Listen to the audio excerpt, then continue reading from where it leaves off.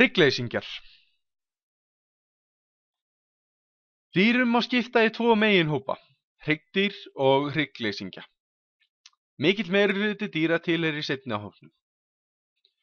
Hryggleysingjar eru sem sagt öll þau dýr sem eru ekki með hrygg. Fylkingar hryggleysingja eru fjölmargar. Við ætlum að skoða nokkra þeirra til þess að þú fáir betri mynd af hryggleysingjum. Svampur er notaður meðal annars til að þrífa með.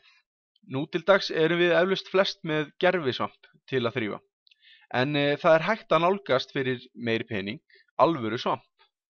Svampdýr eru ekkert lík svampi sveins, enda ganga þau ekki og upplega ævintýri með sjávarvinum sínum. Svampdýr eru frumstæð og eru alsett holum. Sjórinn rennur út og inn þessar holur og ber með sér fæðuagnir og súrefni. Frumur svampsins eru sérstæðar og hver fruma sér sig. Holdýr eru annar hópur frumstæðra dýra. Marglyttur og kóraldýr eru dæmi holdýr. Það sem er einkennandi fyrir holdýr er að þau eru með sérhæfða vefi, sem til dæmis svampdýr hafa ekki. Holdýr hafa eitt meltingarhol og eru með einn munns eða op á því og taka fæðu inn í gegnum það og skila svo úrgangnum út á sama stað. Það er hægt að segja að þau borða og kúki með sama gati. Ormar eru öllu flóknari en svampdýr og holdýr. Ormum er skipt í þrjár fylkingar, flatormar, þráðormar og liðormar. Liðormar eru ormarnir sem við þekkjum best. Ánamaðkar eru til dæmis liðormar. Þeir eru með munn, frumstæðan maga, görn og endaþarm. Þeir eru einnig með frumstætt blóðrásarkerfi, taugakerfi, þeir anda í gegnum húðina og eru tvíkynja. Þeir eru sem sagt með bæði karl og kvenn kynfæri. Þegar tveir ormar makast, þá gera þeir það á víxl. Báðir senda sæði og báðir verpa svo eggjum. Linddýr eru til dæmis smokkar, samlokur og sniglar.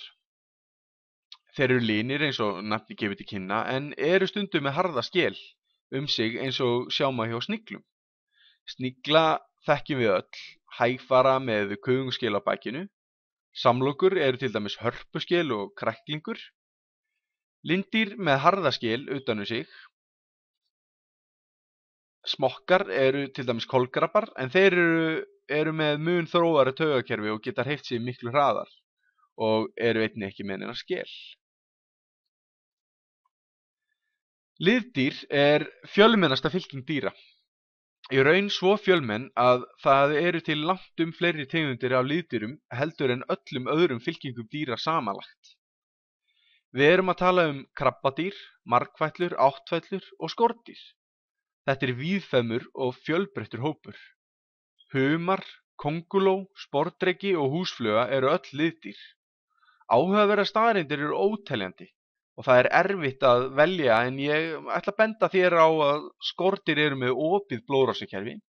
Það þýðir að í stað æða eins og í okkur þá er blóðið þeirra út allt í kringum líffæri þeirra og þau anda í gegnum lítil op á líkamanum. En það athyglisverðasta við skordýr og þá liðdýr í mínum huga er hvernig sum þeirra þroskast í gegnum fullkomna myndbreytingu.